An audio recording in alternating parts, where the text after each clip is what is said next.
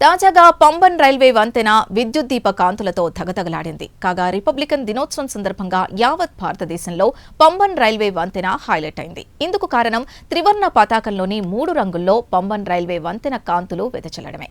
కాగా ఈ మనోహర దృశ్యం చూపరుల్ని విశేషంగా ఆకట్టుకుంది.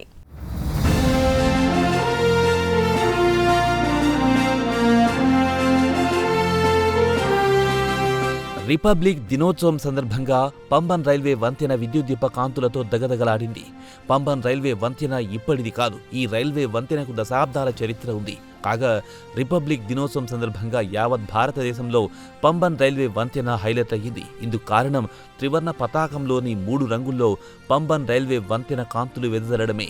ఎటు చూసినా వెదజల్లుతున్న కాంతులు, ఈ కాంతుల మధ్య దగదగా మెరిసిపోతున్న పంబన్ రైల్వే వంతెన చూడ్డానికి 2 కళ్ళు సరిపోవనట్టుగా అక్కడి పరిస్థితి ఉంది.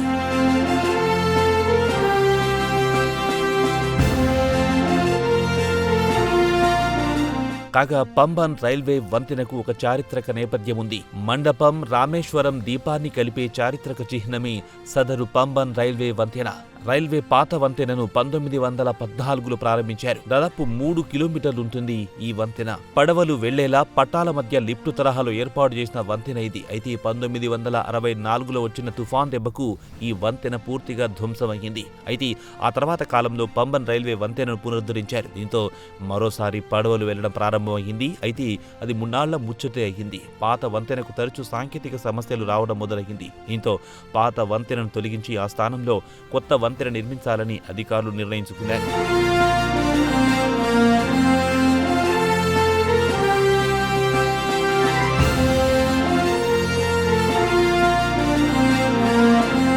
ఈ నేపథ్యంలో 2019లో కొత్త వంతెనకు శంకుస్థాపన చేశారు. అలాగే 2020లో వంతెన నిర్మాణ పనులు ప్రారంభించారు. కాగా 2025లో ప్రధాని నరేంద్ర మోదీ అట్టహాసంగా పంబన్ రైల్వే కొత్త వంతెన ప్రారంభించారు. దీంతో దేశంలోనే మొట్టమొదటి వర్టికల్ లిఫ్ట్ సముద్రపు వంతెనగా పంబన్ బ్రిడ్జి పేరు తెచ్చుకుంది.